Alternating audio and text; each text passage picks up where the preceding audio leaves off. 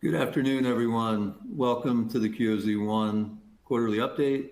My name is David Scherer. I'm co-CEO, co-founder, Origin Investments. Today, I'm joined by Chris Neumann, who's one of the leaders in our Nashville office. He's on the webinar via Nashville. He also is the leader of our operations team in investment management nationally. Chris has been with the firm for 7 years, and increasingly, as the QOZ portfolio transitions from our construction team into our operations team, Chris will be leading the next phase, 5-6 years of this fund process in life. So the format today, I'm going to talk a little bit about the roll-up of the fund NAV, a little bit about the market fundamentals. Chris is going to go into more detail into each asset, and then we'll do a live Q&A. We got some really detailed questions prior. Thank you for doing that. We'll try to integrate the answers to those into the presentation. If you want to go deeper, you can then ask the questions again in the live Q&A. And if you want to go deeper than that, then you can always email or call me, and I'll either answer it or set up a call, the appropriate team member, David at origininvestments.com. And that'll also be up. Both of our emails will be up during the Q&A, so you'll be able to do that. I'm going to get started. A little bit about the macros. The 10-year note's the yield is a little bit lower than this today. I just checked. It's about 426, 427. The inflation data this week was both pretty benign. CPI was pretty tame, meaning it had moderated to below expectations month over month. And then today, PPI, which is Producer Price Index, came in the lightest reading we've had in quite a while. It was actually no gain month over month, expected 0.2, 0.3. So the good news is inflation right now is moderating. The market, however, is expecting the tariffs to sort of reignite inflation. And that's why you're seeing, even though the inflation today, the readings are quite benign, I don't think the market really believes that they're going to stay benign given the new tariff environment. And then we also have to deal with record debt and deficits and having to bring record amounts of bonds to auction every day, every week, every month. So that's also, those are the two things that are sort of headwinds. And then the last is primarily European interest rates are going up very quickly as President Trump is putting the burden on NATO, Germany, Great Britain, et cetera, to finance the war in Ukraine and sort of finance their own militaries. That's creating the need for huge bond issuances. And you've seen their yields go up quite a bit, which puts upward pressure on our yields too. So there's a lot going on in the interest rate complex. We, in this fund, luckily, we'll get into the construction inflation that potentially could happen with tariffs, but this fund is built, so we don't really have to deal with construction inflation. But future funds, we're obviously doing that analysis right now for other funds. In terms of the fundamentals, so I've said this on a few webinars, I'll say it here as well. Really the only thing that concerns me, there's always something as an investor that should concern you. Nothing is always good. The only thing that really concerns me right now is the risk-free rate, meaning inflation and the borrowing costs. The fundamentals, I think, are really poised to help this fund quite a bit in terms of multifamily fundamentals. And it really boils down to just supply and demand. You're seeing the supply delivered now that was started in 21, 22. That's going to stop because there just haven't been many starts in Q3, Q4, 22, all of 23, all of 24. Essentially, new starts plummeted. They plummeted, in some markets 40, 50, 60%. And so looking forward, you're not going to see much supply. This graph is picking up on it. If you look at the right, that's supply plummeting. And if you took it out further, it would go even, more vertically down. And that's very positive for this fund because we're delivering brand new multifamily product and there won't be other new supply to compete with it in the future.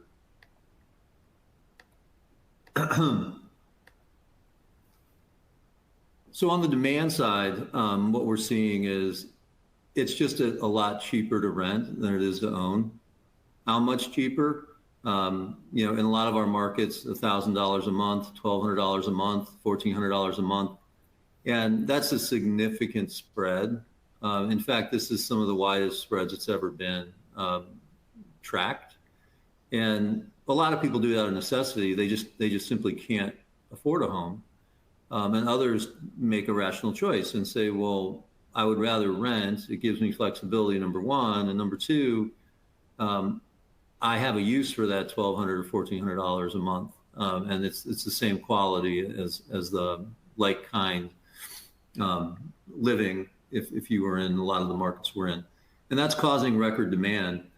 How much demand? Q3 and Q4 of last year was some of the highest absorption, meaning the highest demand for multifamily that's ever been tracked. The only one that's higher is what was happening in COVID in some of the Sunbelt markets as people, left California, New York, Chicago, and moved for weather and lifestyle and lower taxes and perhaps more lenient COVID policies. And there was a supply-demand imbalance at that time. This is more systemic. This is in every city. This is in every region. You're just not seeing enough new built homes or existing homes that are reasonably priced to satisfy housing. And so increasingly they're moving more and more to rent. And that helps us quite a bit. So when you pair very low future supply with very high demand that seems to be systemic and enduring, I really like the fundamentals that we're going to see in this fund. And I think you're going to benefit greatly from that. In terms of the portfolio itself, we increased the share price by 0.2% quarter over quarter. Obviously, that's not a very large increase. A lot of the sentiment that I was reading, we only had about 20 questions, but a lot of the questions were around, why isn't the fund performing better? There was some iteration of that. And, the reality is this fund is performing quite well. I understand that investors are frustrated that they're not getting their refis out, in particular to potentially pay their taxes. But we've been pretty straightforward for over a year now saying, please don't rely on the fund to pay your original capital gain. We will certainly make best efforts. But I want to say one thing. I don't want you to mistake a lack of proceeds of refi from the value that's been created in this fund. The reason you're not getting refi capital back, there's a couple reasons, but one is because of COVID created so much new supply, a lot of these projects were delayed, including ours. And it was pretty much every project that started at this vintage, 21, 22, because the cities themselves were overwhelmed and the city inspectors were overwhelmed. And at every turn you had delays. Then interest rates went up, right? Quite a bit. Well, let's say the 10-year note yield when we started this fund was sub 2%. Now it's 4.26 today. And the short term, the shorter end of the curve is much more violent. It was 0 and it went up to 5.25. Now it's 4.25. So those are sort of unprecedented in the speed and scope of interest rate increases. We hedged a lot of it, but the reality is no one thought that the risk-free rate was going to double at that point. And I'm not apologizing for any of this because I actually think the fund's doing quite well. We underwrote to a 2.25 to 2.75 multiple over 10. Now it's a 2.0 to 2.5. Those are very healthy returns. And I'm really proud of our team. Chris is one of them, who have built this value for you and me. I'm a big investor in this fund too.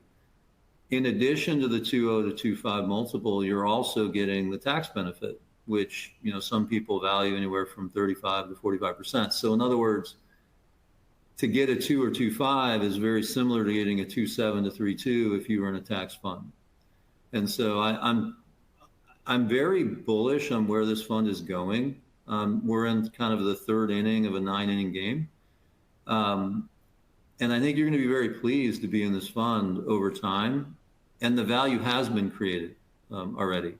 So the development period is essentially ending, and we're moving into lease up, stabilization, and refi. And Chris will take you through that. So I'm going to stop there. Chris will take you asset by asset. Actually, you know what, Chris? I'm going to cover these two slides too. I touched on this, and this was part of the quarterly report as well. But these are our projections. We anticipate distributions 7 to 10% of invested equity by mid-year 26 to mid-year 27 because of construction delays. Like, this really should have happened a year prior, but everything took longer than we estimated. And then estimated annual distributions of 5 to 7% to begin in 27. And the nice part about that is, well, twofold. One, we have a REIT blocker, which helps in terms of tax efficiency on dividends. And then the other is we don't, there's no catch up of depreciation because we're not essentially not paying capital gains. So we're getting free depreciation as long as you choose to hold the investment. I intend to be in this investment for, the full length of time until the law expires. Some of you will choose to get out earlier, and that's fine. But as long as you're in the investment, you get free depreciation, which is really cool. The other thing is, if we're entering a period of inflation, and we might be, if this really was a trade war world and inflation reemerges, you're going to benefit greatly if you own a hard asset. You actually own several or a dozen hard assets, and the cost to replace these assets will keep going up. And that's another way of, saying we will benefit and make money because we're in at a low basis.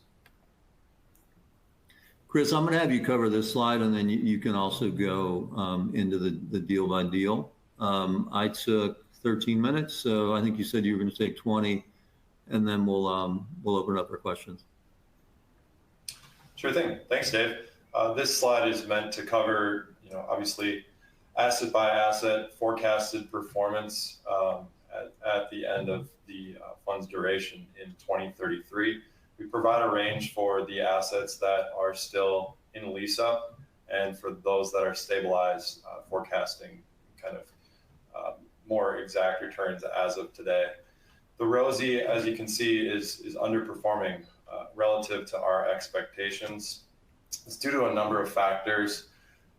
Generally, the operating expenses of the property located in Chicago have significantly outpaced what has happened with market rents in Chicago. Things like taxes, property insurance, and other operating expenses such as payroll and marketing have increased significantly with COVID, and rents have not been able to keep up. Additionally, with our property manager at the ROSI, we identified some efficiencies at the front end of the investment in 2019 that we anticipated would play out in the operations of the property, and those included reduced headcount on site, in addition to abbreviated marketing efforts with the property. And unfortunately, those have not come to fruition quite yet. And so we are working to manage the property most efficiently as possible while maintaining that stabilized occupancy. There is a possibility that we will be able to improve the asset's performance. And obviously, Chicago rents are signaling positive signs as of late, but it is a critical focus for us. And lastly, there's some retail that remains vacant, but we have some reasons for optimism on that front that I can speak to on the rosy slide. And so I'll cover the assets that we're seeking alternative capitalization or land sale later in my presentation, but happy to answer any questions in the chat as they come up. And so with that, I'll move into all of the specific deals within the fund. I'll start here in Nashville with our Edge Hill Commons project. Edge Hill is a 7-acre multi-phase master plan community located on the southern end of our Gulch neighborhood, which is Nashville's preeminent kind of urban mixed-use neighborhood. We've been able to make considerable progress on the first phase of this project, which will be 369 units, 22,000 square feet of retail and high-end restaurants, and it's going to be anchored by a half-acre park. We believe we're going to be shovel-ready with this development by the end of this quarter, and we'll be targeting a ground break sometime in Q2. To go into some more specifics on some of the recent progress that we've been able to make, we received our zoning amendment at the end of last year, which added roughly $10 million of value to the first phase of this project. And since then, we've progressed quickly through design and permitting on phase one. As of today, we've got all necessary permits to break ground and anticipate receiving all final building permits within the next few weeks, which would clear any remaining holds necessary in order for us to start the project. We received some GMP pricing over the holidays, which came in favorably, roughly $2 million below our previous iteration of the budget. And we're in the process of completing final value management, targeting an additional $2 million in hard cost savings with the budget. And so with that, we're working through some contractual schedules. We've identified our general contractor that will build the project, and also working hand in hand with some of the associated subcontractors. And so again, at the end of the first quarter, we'll be completely shovel ready with a return profile that's competitive in today's marketplace. In order to facilitate the groundbreaking, we're in the market raising both debt and equity. Recent debt feedback has been extremely positive. We received a term sheet last week, and we're anticipating receiving a few more. And then also in February, we were aggressively marketing the equity opportunity at NMHC, which is a large industry conference. And with that, we've been able to further advance some of the conversations with prospective equity sources. And so we're working closely with them in anticipation of them posting term sheets and us being able to move forward and capitalize the project. Candidly, the equity marketing process has been a little slower than we originally anticipated when we launched it. Dave alluded to some of the market challenges with the overall macro environment, with the 10-year rate moving on us quite a bit over the last 6 months. But additionally, groups have started to focus on the recent supply wave that has hit Nashville and has resulted in some significant concessions across the city for a lot of this lease-up product. We're observing it, in our own portfolio here locally, but we do see light at the end of the tunnel, and so does these prospective equity and debt sources. Concessions are starting to subside as projects stabilize, and the additional supply behind it is certainly not as scary as kind of what delivered over the last 12 months. And so we're optimistic that should we be able to break ground here in Q2, that will deliver into 2028, which is going to be an environment with significantly less new supply and will allow us to be received quite well in 2028. We've begun some of the retail leasing on phase one in conversations with multiple prospective tenants on that space. We've been withholding on signing any leases until we're able to secure financing and break ground, but we've been very pleased with the significant amount of interest from prospective retailers. As a result, we have seen retail rents and have been able to modify our underwriting for the retail rents in a way that's favorable to the project. And lastly, for future phases of Edge Hill, we continue to have conversations with a number of different investment groups, brokers, and operators to explore the viability of office and hospitality partners to augment the future phases of the development, which is in addition to the 351 units that we're able to build as part of our current zoning. Ultimately, these different uses will complement phase one, provide the destination that we intend to see for this master plan community, and we expect to make much more progress on future phases of Edge Hill Commons once we're able to break ground on phase one and obviously get more clarity on the deliverables necessary for the future phases. The last two properties on this slide, Fourth at Navigation and Rosie, these are our two stabilized properties in the fund. Both year to date have been averaging roughly 93% occupancy to start the year. Both projects have a mixed use component and a few thousand square feet of street level retail, and excited about some recent leasing activity that has occurred in the retail of both projects. And so Fourth at Navigation, located in Houston, Flying Biscuit Cafe opened last fall and offers some breakfast and brunch options to Houston's Edo neighborhood. It's a concept that started in Atlanta. I think they have a handful of locations in Houston, and it's been received quite well by both our residents and generally the neighborhood. Operationally, we've been able to build a partnership between the multifamily residents and the restaurant, and the residents are able to receive a discount from the retail, obviously, while benefiting the retail tenant itself. At the Rosie, we're in late discussions with both a law firm and a wine and spirit shop to fill both of the existing retail vacancies. Leases with each tenant are in the late stages. We anticipate receiving a zoning amendment from the city of Chicago in order to allow for the wine and spirit shop to operate. And we're thinking that we're going to have the necessary approvals and we'll be able to begin build out of these spaces sometime in the second quarter. So generally just very pleased with some of the recent leasing momentum on the retail front at each of these properties. They've generally sat vacant since we were able to build the projects in 2021. One second.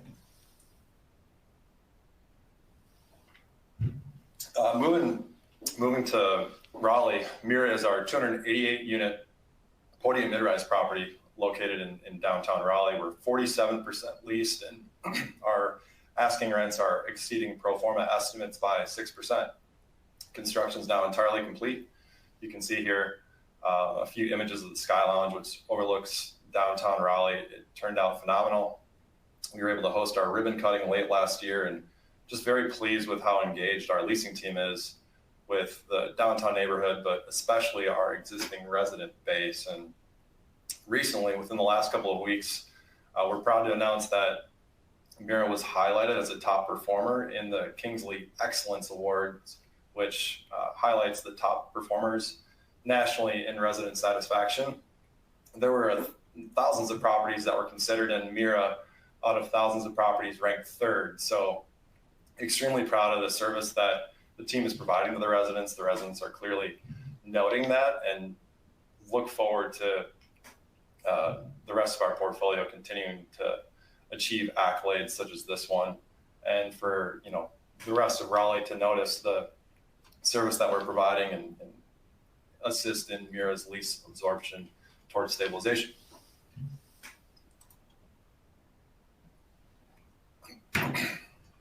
District West is our 240 unit property located in Orlando's Packing District. Construction is mostly complete outside of a few minor items, and we're now 40% leased at rates that are a little over 3% ahead of our pro forma estimates.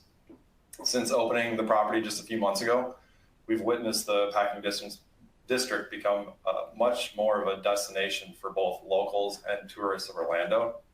Most recently, the Orlando Tennis Center just reopened. It's about a mile from our property. It now features 17 new tennis courts, including pickleball, and is beginning to attract some U.S. Tennis Association tournaments. Just give me one second.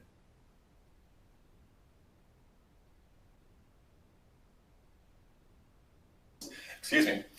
In addition to the new tennis center, we've seen a new food hall open, restaurants, coffee shops, new for sale housing, which ranges in price from $500,000 to $750,000, just further proving out kind of the value that prospective homeowners are placing on this neighborhood.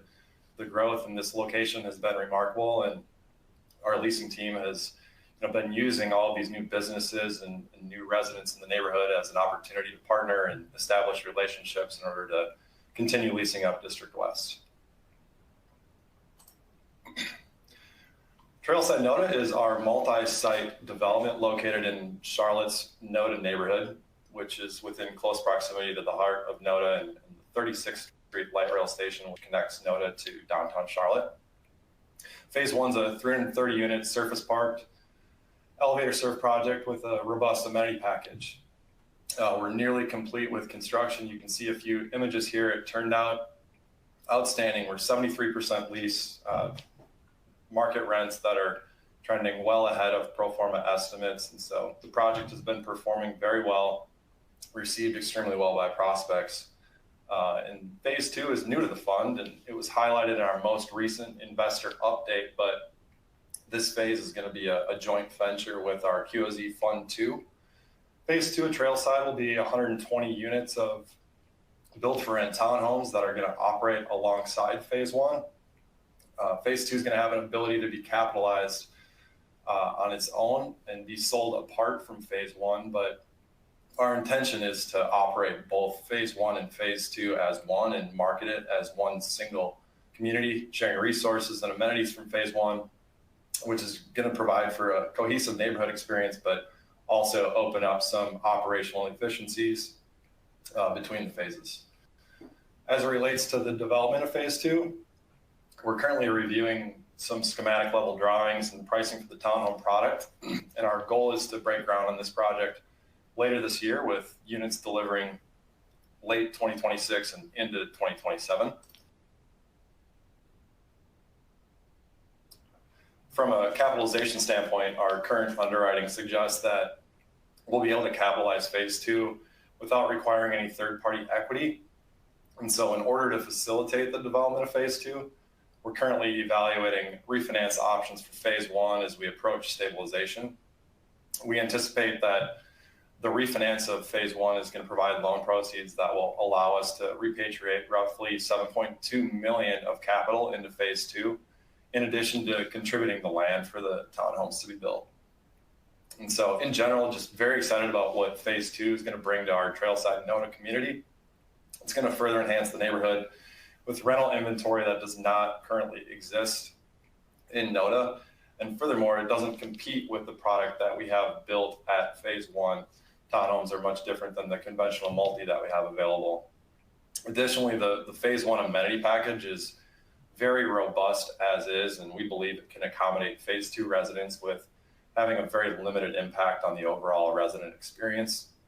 And so with phase two, we truly believe that there's not going to be a townhome community in Charlotte that will have a better location and be more amenitized than what Trailside phase two will provide.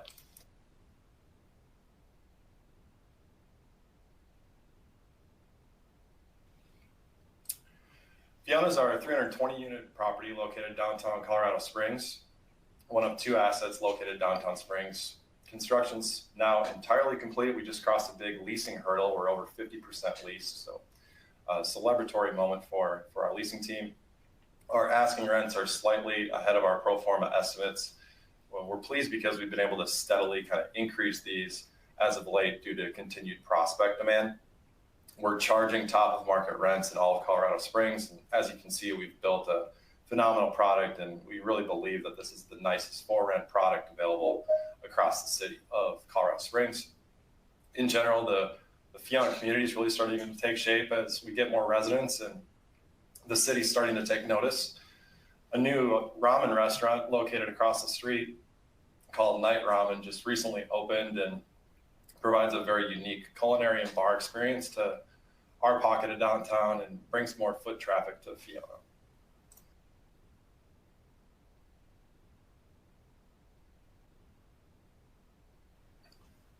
Ensley is our other property downtown Springs, 276 units. It's roughly 1/2 mile south of Fiona, a bit more walkable to some retail bars and restaurants. We opened the property late last year. Construction was recently completed, and we received our final certificate of occupancy just a few weeks ago. And so we're 25% leased. Unlike the rest of our lease-up properties that I'm covering, our asking rents here trail our pro forma estimates by a little over 4%. However, we believe that these rents are slightly understated at the moment due to our state of construction. We had to make some rent adjustments in order to obviously market to residents and meet our lease-up absorption pace that we are seeking to achieve. But now that we've been able to deliver the amenities and provide the kind of comprehensive tour package that we we envisioned, we believe that there's going to continue to be opportunities to move our market rents upward to be in line with our pro forma estimates, especially now that we've got the full building completed and are certainly seeing more signs of leasing traction than we had in months prior. Lastly, this applies to both Fiona and Ensley. There's 3 properties that are going to be direct competitors to Fiona and Ensley later, that are going to begin leasing later this year. And so similar to downtown Raleigh, the Springs is going to be very, very competitive through the rest of 2025. We're very focused on pushing each of these properties towards stabilization as quickly as possible.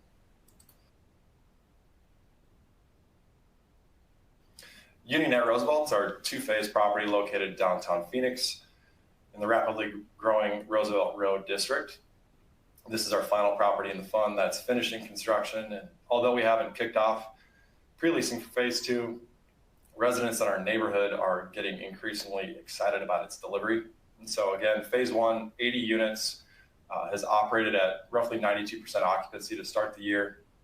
Phase 2 will provide an additional 110 units, as well as amenities like a fitness center, pool, co-working space, leasing lobby, and additional retail to the project. And so phase 2 construction is nearly complete. We've been held up by the city of Phoenix providing permanent power to the property. We've been, our contractor's been working very closely with the city on transformers, and electric meters have now been set.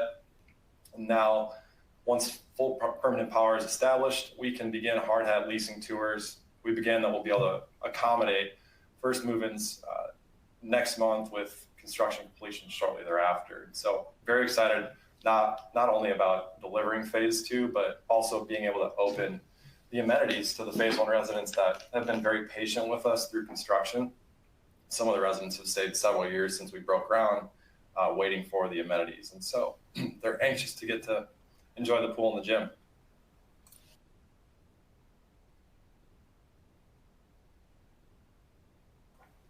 I wanted to share some competitive benchmarks here, some operational metrics that we really focus on across our team when evaluating our lease ups relative to other properties in our markets. And so on the left, you'll see a chart that shows the actual absorption of new leases signed per month across QOZ Fund I's lease-up portfolio when compared to some of the competitive lease-up properties in our submarkets over the same time period.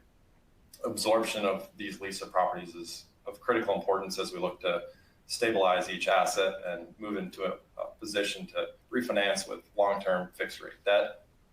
As you can see, Ensley's the sole property that's lagging the competitive benchmark just slightly. Again, we were leasing for a while without amenities and being able to tour prospects through the full building. But now that we've kind of turned the corner there, we do believe that we're going to be able to see our performance improve and be able to exceed competitive benchmark performance.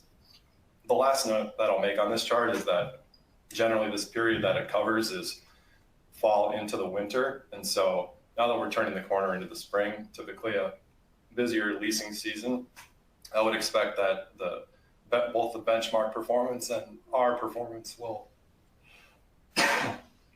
trend upward.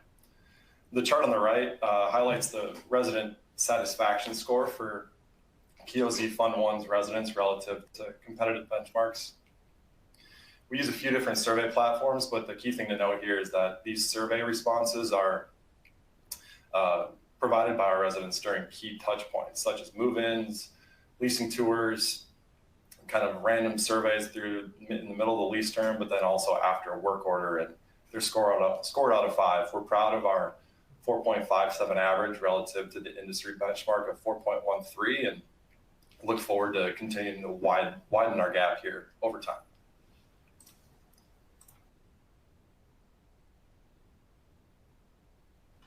The final 2 assets that make up the fund are 2 land positions, projects that we've yet to break ground on. At Haven at Washington, which is our site in Phoenix, we marketed the site for sale in 2024. Ultimately, we withdrew the property from the market after assessing several offers. These offers reflected the current challenges that we're observing in the market. And while the project is being held in anticipation for a more favorable economic landscape, we're not just sitting on the sidelines. We're very busy evaluating an alternative build-for-rent townhome development option to enhance the project's viability and long-term value. We're going to constantly be reassessing our options as the market conditions evolve. And with Hendricks, our site in the Cedars neighborhood of Dallas, we're advancing with the city toward a decision on a proposed tax abatement agreement. We're optimistic that this is going to be approved later this month, over the next several weeks. And once approved, it'll enhance the project economics and would enable our investment partner to secure replacement equity and return our investment in the site. And in the event that our pursuit of the tax abatement with the city does not go as planned, we'll evaluate potential land sale to maximize investment returns. So with that, I will turn it back to you, Dave. Thanks, Chris. That was great. You covered a lot and you took 23 minutes. So right on schedule. Let me switch to questions. And you can see here while I'm doing this, both of our emails are there. So if you have any questions at all, you can either ask them now or you can contact us directly, and we'll either set up a call or answer via email. Let me see here.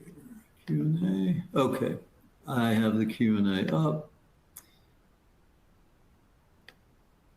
Okay, first question from Rob. Hi, Rob. How you doing?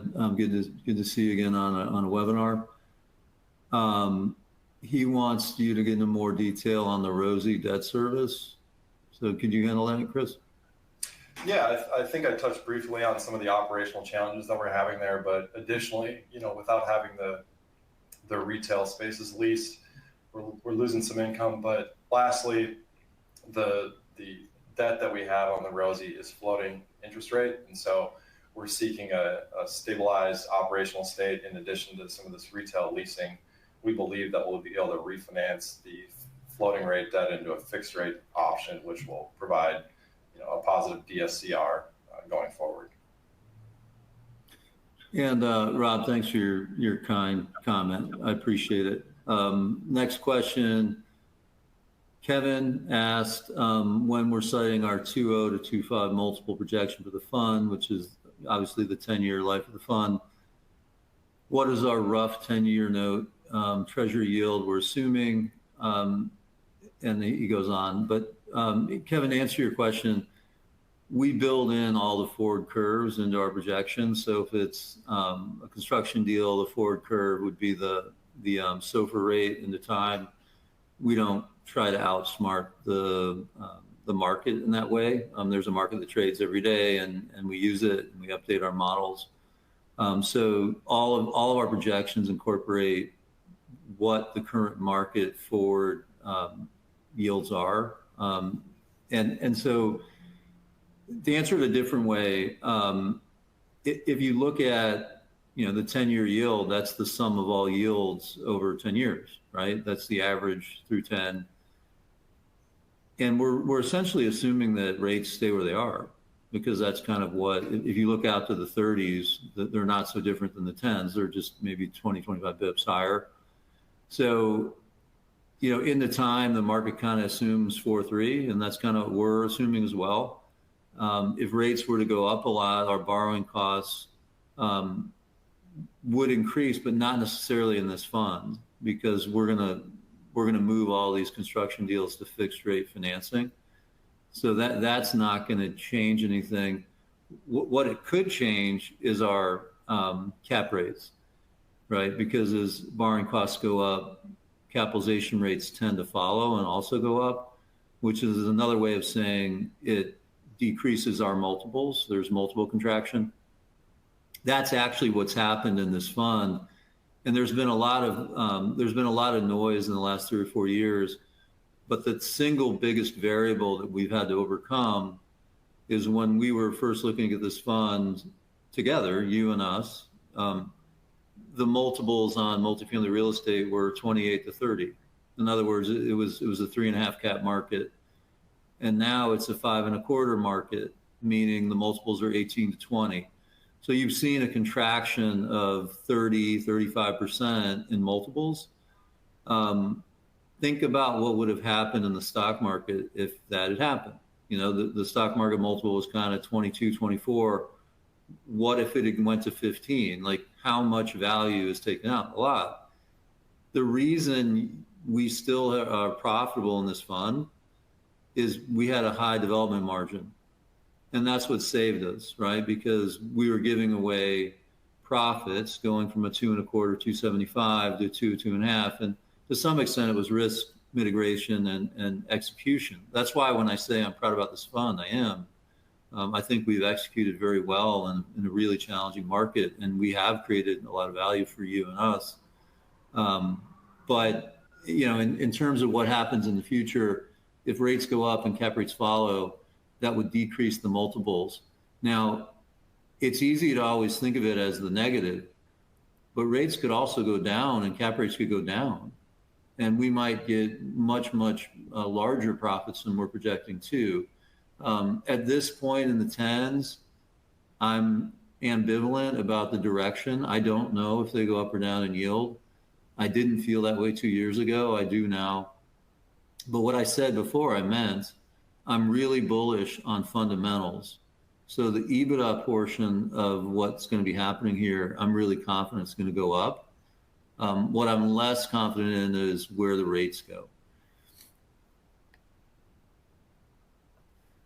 Georgia asked a question. Hi, Georgia. What impacts, if any, is Fourth and Navigation seeing on the leasing side with the new apartments coming online downtown? Can you handle that, Chris? Absolutely. Yeah, there are no projects in immediate vicinity or kind of right next to Fourth and Navigation that inhibit our downtown views.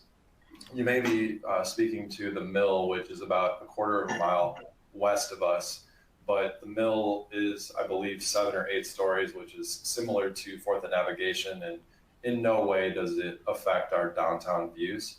Operationally, the new supply in downtown and kind of into the Edo market, whether it's the Mill or the Laura to the north of us, has definitely put some downward pressure on rental rates, in addition to concessions that have started to re-enter the market now that we've stabilized. But we see a path forward, and we think that Fourth has been performing quite well despite the additional supply.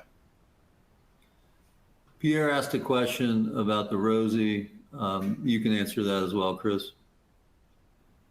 Yeah, is the Rosie losing money, cash flow negative? Will it get worse, require further write-downs, and should it be sold? We don't anticipate that the Rosie's performance is going to worsen any more than it currently is. We think that there's a path forward to continue our performance there once with stabilized occupancy. Over the last 12 to 18 months, we've been very focused on scaling back some of our operating expenses, whether it's marketing, payroll, or other variable expenses that are in our control. And in addition to that, we've been able to pull back on leasing concessions in the Pilsen market and provide a path toward generating more cash flow.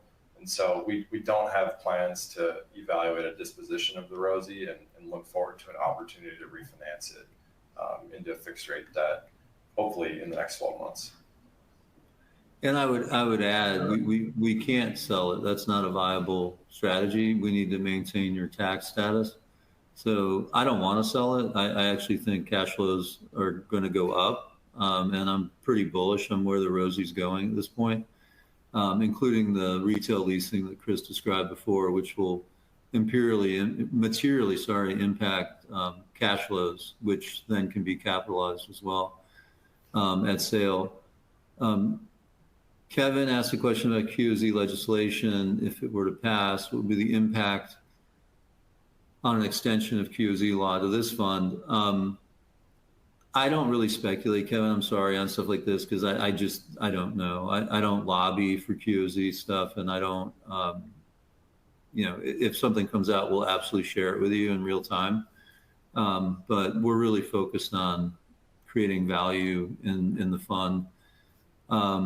Pierre asks a question, what is the expected level of QOZ equity participation in Edge Hill?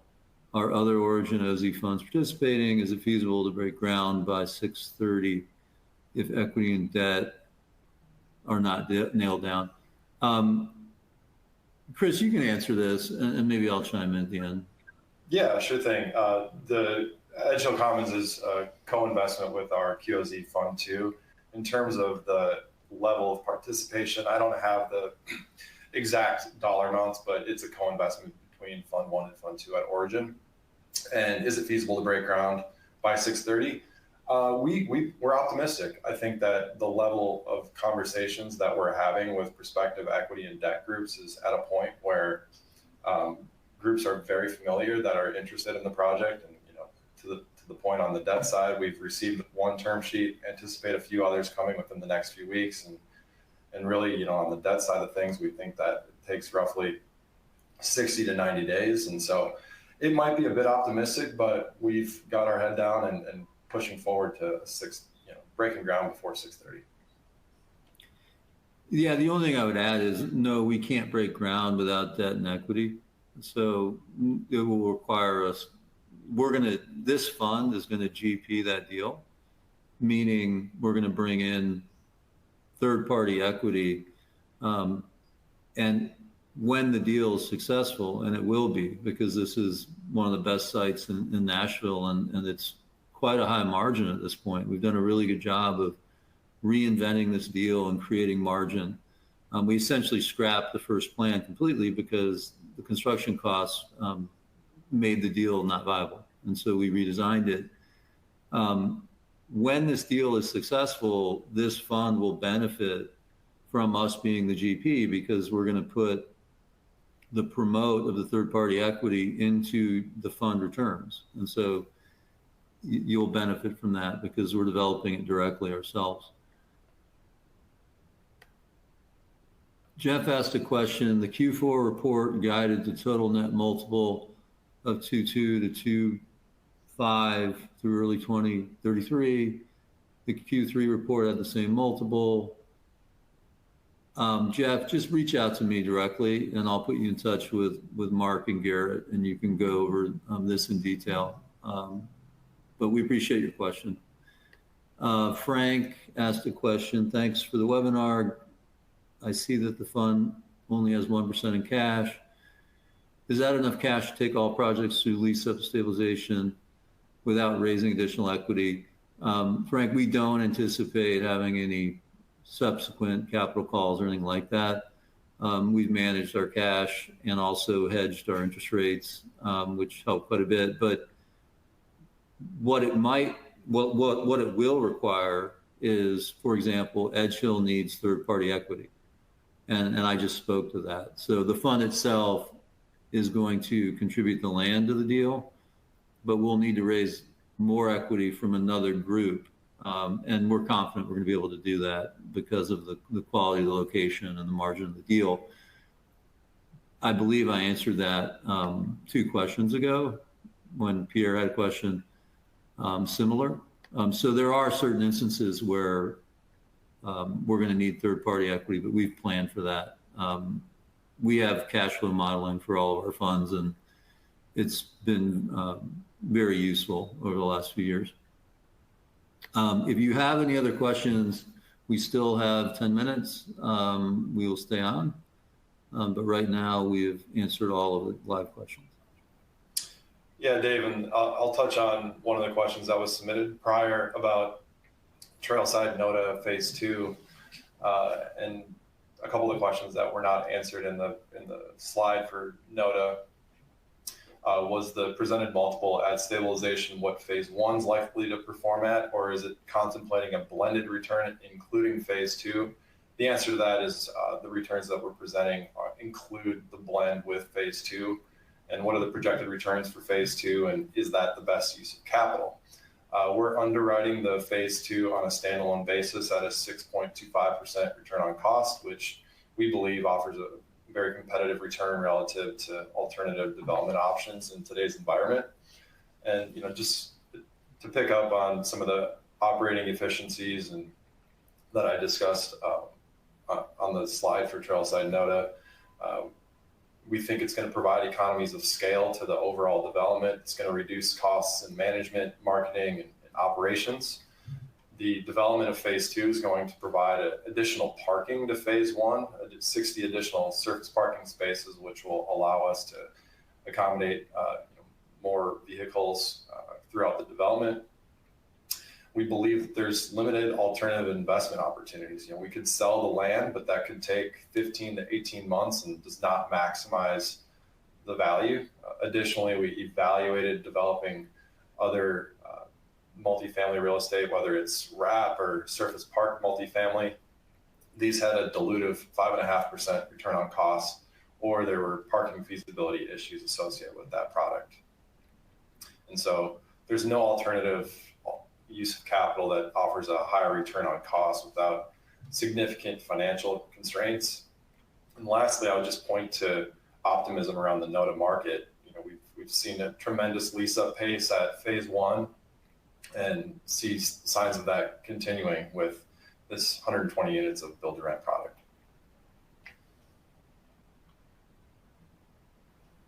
Oh, see that, Chris? Now we have another question about the Rosie. Paul, thank you for your question. The Rosie is getting hammered pretty hard in Google reviews. Are tenant concerns being addressed? This is right in your wheelhouse, Chris. Go ahead. Yeah, this is paramount to our investment management strategy of the property. There was some on-site turnover, but we speak to our on-site team about every single review that comes through for every one of our properties, positive or negative. Positive praise, negative, we need to understand the situation completely. And so are the tenant concerns being addressed? Absolutely. It's a phone call, it's an email, it's a personal outreach in order to understand what the frustration is if we weren't already aware. And additional concern about cutting back OpEx at Rosie and hurting the resident experience. No, I think what we found during the lease up of Rosie was that trying to abbreviate or scale back specific expenses that impact the resident experience is problematic and results in us having to give more concessions or spend more marketing dollars to maintain stabilized occupancy. And so most important is maintaining our existing resident base while also attracting new residents and providing the Class A service. And so we'll look to fix any of the more recent feedback that's hit Google, but please know that it's taken personally. We follow it closely. And Paul, the other thing I would add is I really appreciate you doing that. And I would encourage you to go on all the sites that we own because our Google reviews as a portfolio exceed the industry by quite a bit. So please keep doing that. But let's talk about all of the properties, which, we're very proud of our reviews because they reflect our overall service. And we're an industry leader in that. Any other questions? If not, I will give you back 5 minutes, but I'll wait. All right, I think that's it. If you have questions, David at Origin Investments, C. Neumann at Origin Investments, and we'll respond. We value very much as clients and partners. And like I said, we're in the third inning. I think that this game is going to go quite well. Have a good day, everyone.